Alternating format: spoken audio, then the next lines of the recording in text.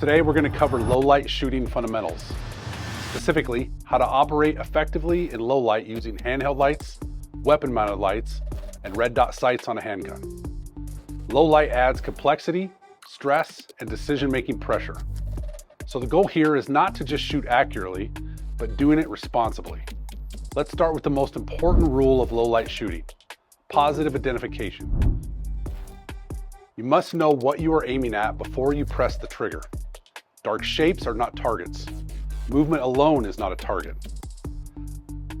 A light is a decision-making tool first and a shooting tool second. The next principle is light discipline. Light gives you information, but it also gives away your position. Use light intentionally.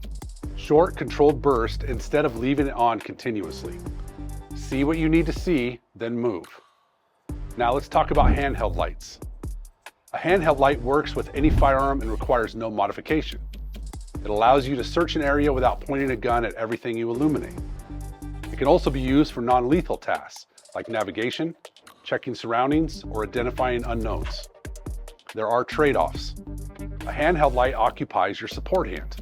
That reduces recoil control and slows follow-up shots. Transitions between searching and shooting are slower. Extended use can also be fatiguing. There are several common handheld light techniques. The Harry's technique provides good stability, but can be tiring over time. The neck index is fast and intuitive, but it offers less recoil control. The FBI technique moves the light away from your body to reduce your silhouette, but makes accurate shooting more difficult. There is no single best technique. The best technique is the one you can use consistently under stress. Now let's talk about weapon-mounted lights. A weapon-mounted light allows you to maintain a full two-handed grip. This improves recoil control and shot consistency. Once a threat is identified, engagement is faster and simpler. Under stress, fewer moving parts often means better performance. There are also downsides. Searching with a weapon-mounted light means the muzzle covers whatever you illuminate. That carries legal and ethical considerations. Weapon-mounted lights add weight and bulk to the firearm. They require dedicated training to avoid negligent discharges during activation. They also require compatible holsters. Because of this, many shooters use both. A handheld light for searching, a weapon-mounted light for confirmed threats. Now let's talk about red dot sights in low light. Red dots offer a major advantage when iron sights become hard to see. The dot is illuminated and remains visible in low light conditions. When combined with a light, the dot is easy to track even when the target is brightly lit. This often results in faster target acquisitions and more precise shots. There are considerations. Red dots rely on battery power. Lower quality optics can bloom or flare under strong light beams, and there's a learning curve. Shooters must train to consistently find the dot under stress and in awkward lighting conditions. Whether your red dot has an automatic or manual brightness adjustment, it's important to test it in all lighting conditions.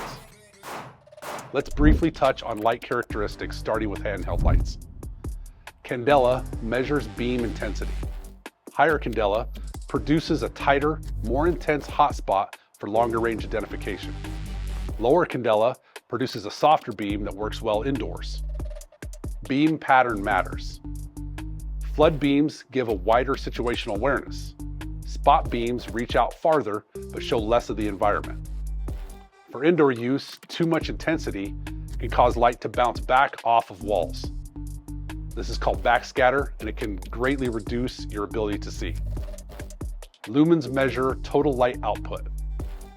Most defensive handheld lights fall between 500 and 1000 lumens. More is not always better. Balance output with control and clarity. LED technology is standard for modern lights. LEDs are efficient, durable, and resistant to recoil and impact.